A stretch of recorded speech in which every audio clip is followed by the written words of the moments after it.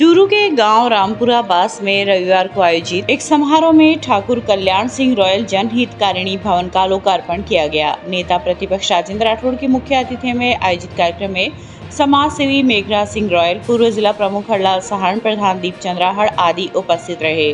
राठौड़ ने कहा कि समाज सेवा सबसे बड़ा पुण्य का कार्य है तथा इस भवन में समाज सेवा को लेकर विभिन्न गतिविधियों का आयोजन किया जाएगा, जिससे समाज व भावी पीढ़ी को नई दिशा मिल सकेगी। उन्होंने कहा कि विधायक मद से निर्मित सामुदायिक भवन में शिक्षा व समाज सेवा से संबंधित कार्यक्रमों का आयोजन किया जाएगा, तभी सरकार व भामाशाहों की ओर से यहाँ खर्च की गई धनराशि का सदुपयोग होगा।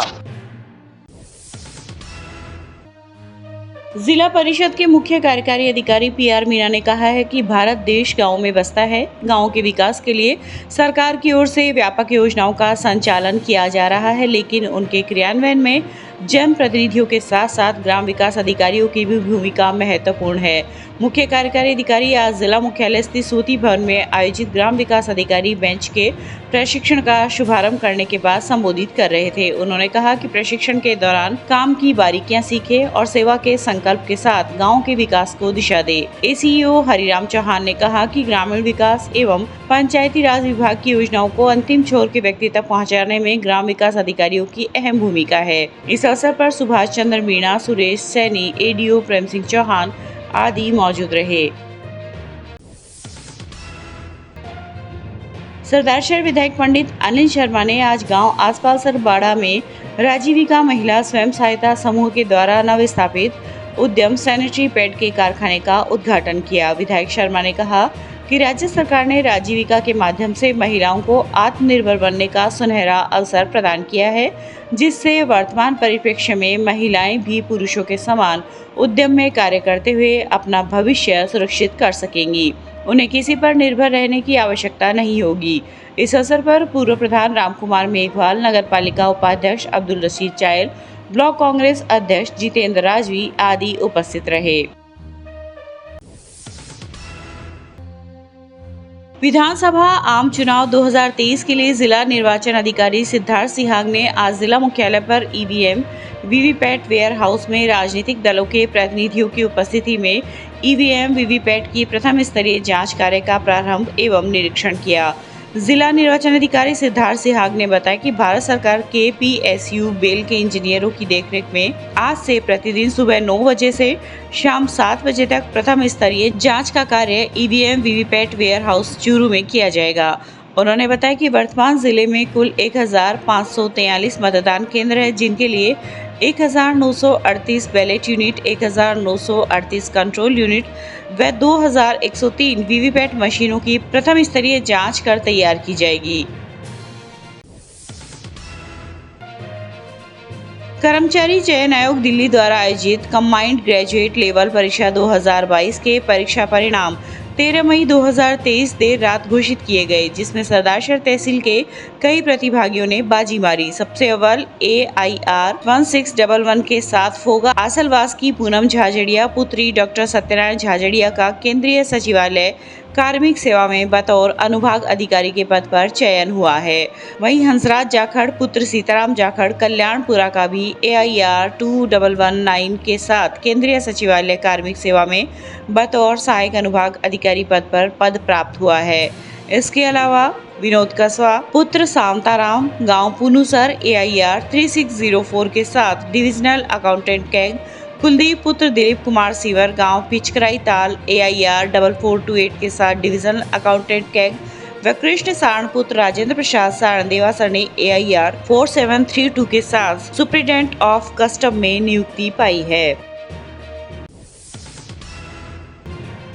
चूरू कलेक्ट्रेट के आगे LHV व ANM संघ के पदाधिकारियों द्वारा दिया जा रहा धरना आज 15वें दिन भी जारी रहा। जिलाध्यक्ष बाला राठौड़ ने बताया कि 7 सूत्री मांगों को लेकर सरकार को लगातार ज्ञापन दिए जा रहे हैं, लेकिन सरकार ने अभी तक हमारी कोई सुनवाई नहीं की है। जिले में लगभग 200 LHV व ANM अब जयपुर में चल रहे धरने पर सरकार को अपनी एकता दिखाएगी। इस दौरान सुमित्रा, शारदा, चंदू, कविता आदि मौजूद रही।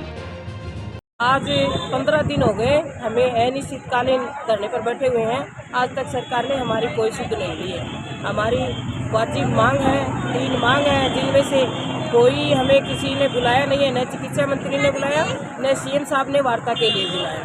तो हमारी मांग है पे ग्रेड 36 होना चाहिए, हमारा पदोन्नति समय समय पर होना चाहिए और पदनाम परिवर्तन होना चाहिए। और आज तक जो आपने हमारे 2500 रुपये कोरोना काल में घोषणा की थी, वो भी आज दिन तक हमें नहीं मिली है। हमारे से काम इतना ज़्यादा लिया जाता है, जबकि इनके नाम पर हमें बहुत कम दिया है। इसलिए हमारी मांगे हैं वो या तो सरकार कर दे।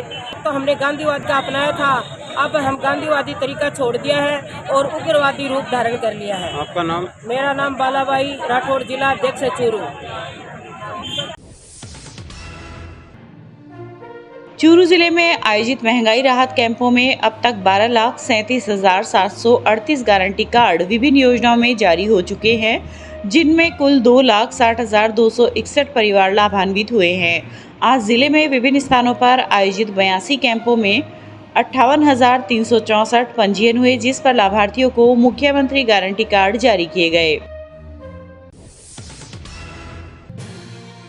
यूनाइटेड कॉन्ट्रैक्टर एसोसिएशन के प्रदेशाध्यक्ष BS राव का आज जयपुर से बीकानेर जाते समय रतनगढ़ के नेशनल हाईवे 11 पर स्थित एक होटल पर जिले के ठेकेदारों द्वारा स्वागत किया गया। प्रदेशाध्यक्ष के साथ एसोसिएशन के अंजन चौधरी, सुनील गर्ग, जिलाध्यक्ष CP शर्मा भी उपस्थित रहे। राव ने कहा कि पूरे प्रदेश में ठेकेदार GST, DLP, रजिस्ट्रेशन नवीनीकरण एवं SOP सहित विभिन्न मांगों को लेकर 27 मार्च से लगातार आंदोलनरत है। सरकारी विभागों में होने वाले निर्माण कार्यों के टेंडरों का बहिष्कार किया जा रहा है। उन्होंने कहा कि अगर राज्य सरकार ने ठेकेदारों की जायज मांगों को नहीं माना तो कार्य बहिष्कार के साथ वर्तमान में चल रहे कार्य को भी ठप किया जाएगा। इस दौरान तहसील अध्यक्ष गणेश कुमार पारिक, संघ के हरिप्रसाद शर्मा, याकूब गौरी आदि उपस्थित रहे। हमारा आंदोलन जो है संवितक वर्ग की विभिन्न जो मांगे और समस्या है उनको लेकर के पिछले 2 माह से जारी है। और हमारे आंदोलन के तहत जो है प्रदेश भर के अंदर जितने भी सरकारी निर्माण कार्य है, निर्माण कार्यों की निविदाओं का जो है बहिष्कार किया जा रहा है। और ये बहिष्कार जो है 100% हमारा जो है सफल हो रहा है। और पूरे राज्य भर के जो संवेदक है वो संवेदक पूरे आंदोलन हैं। सरकार जब तक हमारे जो मांगे हैं नहीं मानेगी तब तक ये संघर्ष हमारा चलेगा। हमारी जो मुख्य मांगे हैं उसके अंदर बड़ी हुई जो GST है उसका अंतर जो है संवितरण मांगे को जो है सरकार दे। उसके अलावा जो DLP जो है उसको 5 वर्ष जो है 3 वर्ष करें। जो रजिस्ट्रेशन के जो नियम है उनके अंदर जो 2 वर्ष के अंदर जो रिन्यूअल का जो प्रावधान है उसको ख़त्म किया जाए। और जो SOP जो है उसको जो है रिवाइज की जाए। और उसके साथ ही जो अन्य मांगे हैं उसके लेकर के हम जो आंदोलन है और हमारा जो आंदोलन है पूरी तरह से सफल है। और हम जब तक सरकार हमारी मांगे नहीं मानेगी तब तक जो है निविदाओं का बहिष्कार रखेंगे। और अगर ज़रूरत पड़ती है तो हम हमारी आगे की रणनीति को लेकर के प्रदेश भर के अंदर जो चालू निर्माण कार्य है उनको भी हम ठप करने की योजना बनाएंगे।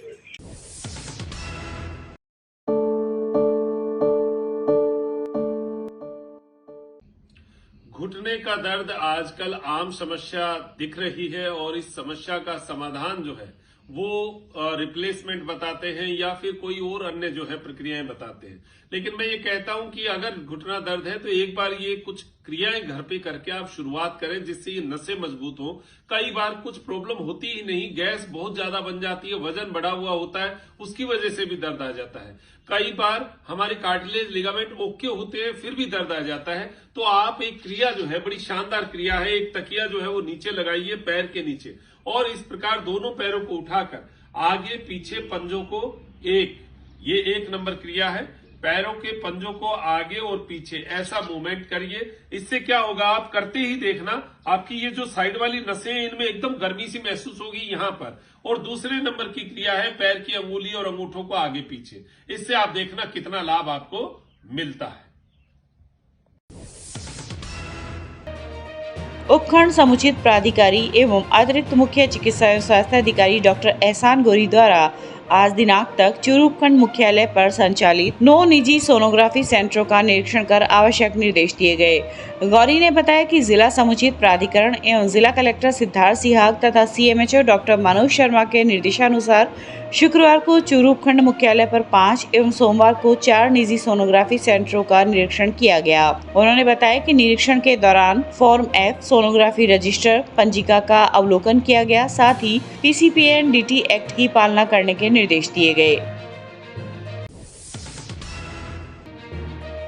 राजलदेसर कस्बे की सामाजिक संस्था राजलदेसर युवा विकास समिति की प्रेरणा से व गुप्त भामाशाह के सहयोग से वर्तमान में गर्मी के मौसम को देखते हुए राजकीय चिकित्सालय में आने वाले मरीजों एवं हॉस्पिटल मार्ग से गुजरने वाले राहगीरों के लिए पीने के पानी की व्यवस्था करते हुए आज फिल्टर पानी की प्याऊ का शुभारंभ किया गया। प्याऊ का उद्घाटन चिकित्सा प्रभारी डॉक्टर संजय बुंदेला ने उपस्थित मरीजों को पानी पिलाकर किया। डॉक्टर बुंदेला ने कहा कि दान करने से धन की वृद्धि होती है, लेकिन गुप्त दान दाता द्वारा इस तरह का जो पुण्य का कार्य किया जा रहा है, इसकी जितनी प्रशंसा की जाए उतनी कम है। इस अवसर पर समिति के अध्यक्ष रतनलाल बारूपाल, पंडित ब्रजेश दादीज, एडवोकेट जगदीश बालनिया आदि उपस्थित रहे। गुप्त भामा साहब के सहयोग से 4 महीने के लिए यहाँ पे प्याऊ का संचालन किया जा रहा है। इसमें राजलदेसर युवा विकास समिति का प्रेरणा से इन्होंने किया है। इन्होंने आश्वासन दिया है कि भविष्य में कभी भी और सहयोग पड़ेगा हम तो सहयोग देते रहेंगे भविष्य में। जेठ माह की असहनीय गर्मी को देखते हुए चूरू विप्र महिला मंडल द्वारा आज रामगढ़िया दरवाजे के पास राहगीरों के लिए ठंडे पानी की व्यवस्था की गई। अध्यक्षा मंजू पारिक ने बताया कि ये सुविधा 2 महीने तक लगातार जारी रखी जाएगी।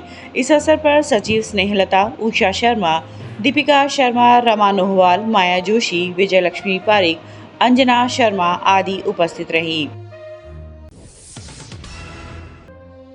चूरू जिले में संचालित संभागीय संस्कृत शिक्षा कार्यालय, जिसमें चूरू, झुंझुनू, हनुमानगढ़, बीकानेर व गंगानगर जिले जुड़े हुए थे, उनका स्थानांतरण बीकानेर कर दिया गया है। यह कार्यालय सन 1992 से चूरू में संचालित है।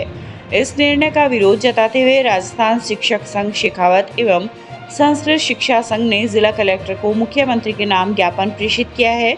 ज्ञापन में बताया गया है कि संभागीय संस्कृत शिक्षा कार्यालय को फिर से चूरू में ही संचालित किया जाए। इस दौरान अनिल लांबा, खादिम अली, महेंद्र पाल सिहाग आदि उपस्थित रहे। आज हमने ज्ञापन दिया है, संस्कृत विभाग है उसका संभागीय ऑफिस है, वो यहाँ चूरू था, उसको संभागीय ऑफिस को चूरू से उठाकर बीकानेर ले जाया जा रहा है, जिससे यहाँ के संभाग में जो और जिले हैं चूरू, झुंझुनू, सीकर, इन सभी के जो कर्मचारी हैं, जो शिक्षक हैं, उनके सबके असुविधा होगी। इसको बचाने के लिए हमने यहाँ पर आज ज्ञापन दिया है। चूरू में बहुत ही शानदार बढ़िया भवन बनाया हुआ है और वो दानदाता द्वारा बनाया हुआ है, भामा शाह से दिया हुआ है। तो भामा शाह का दिया हुआ भवन को एक प्रकार से मिसयूज हो जाएगा, वेस्टेज हो जाएगा, उसका जो जिस उद्देश्य से उसने दिया है वो उद्देश्य पूरा नहीं हो पाएगा। शिक्षक संघ शेखावत के सानिध्य में संस्कृत एजुकेशन के टीचर्स हम, जो हमारा 1992 से संभागीय कार्यालय संस्कृत शिक्षा का बीकानेर से यहाँ आया था, 92 से स्थापित है। तोसनेवाल ट्रस्ट के द्वारा इसको भूमि और भवन उपलब्ध करवाया गया है। शानदार भवन और भूमि है, उसके ऑर्डर हो चुके हैं वापस ट्रांसफर बीकानेर के। उसके एवज में आज हम कलेक्टर साहब को ज्ञापन देने के लिए आए।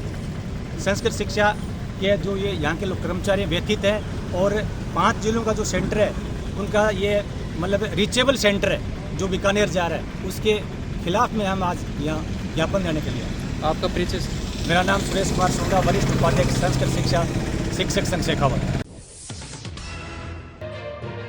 चूरू कलेक्ट्रेट में जिला कलेक्टर को ज्ञापन सौंपते हुए परसाराम कीचड़ ने बताया कि ग्राम सूरतपुरा तहसील व चूरू में राजकीय उच्च प्राथमिक विद्यालय पुराने समय से स्थित था, जिसके नए भवन का निर्माण होने पर पुराने भवन को ग्राम पंचायत को सुपुर्द कर दिया गया तथा ग्राम पंचायत ने उक्त भवन को 11 सदस्यों की कमेटी बनाकर सामुदायिक भवन का संचालन शुरू कर दिया, जिससे ग्रामवासियों को सुविधा रहे। ग्रामवासियों द्वारा इस राजकीय भवन में आर्थिक सहयोग कर सौंदर्यीकरण, आधुनिक सुविधाएं प्रदान की गई। उक्त भवन निर्माण हेतु विधायक महोदय द्वारा भी आर्थिक सहयोग करने हेतु घोषणा की गई है, लेकिन ग्राम सूरतपुरा के 2 व्यक्तियों ने उक्त भवन के पीछे की दीवार को तोड़कर नष्ट कर दिया है, जिससे घरेलू घर की छत का पानी भवन की छत को क्षतिग्रस्त कर रहा है। इसलिए ज्ञापन के माध्यम से उक्त मामले में संज्ञान लेने की मांग की गई है। इस मौके पर भवनलाल, कर्णीदान, ओम प्रकाश आदि मौजूद रहे। गांव की सहमति में सामुदायिक भवन है जो निर्माण गांव का लोग करियो डिपर बैंक कब्जे नीत है, वो गांव ने रोज ही परेशान करें, शिकायत देवें। और माता जी के और है भी हमारा 3 रास्ता लगे खेता का डिपर कब्जो अतिक्रमण करके 10-20 साल हो। रतनगढ़ के वार्ड संख्या 43 में रहने वाली 42 वर्षीय महिला को पुलिस बुलाना महंगा साबित हुआ। मामले के अनुसार रतनगढ़ के वार्ड संख्या 43 में रहने वाली एक महिला के घर के पास स्थित होली धोरा पर एक साधु कुटिया बनाकर रहता है, जिसमें वह और एक अन्य साधु भी रहता है। महिला ने पुलिस को दी रिपोर्ट में आरोप लगाया कि उक्त लोग आए दिन उसके साथ गाली गलौज कर उसे तंग व परेशान करते हैं।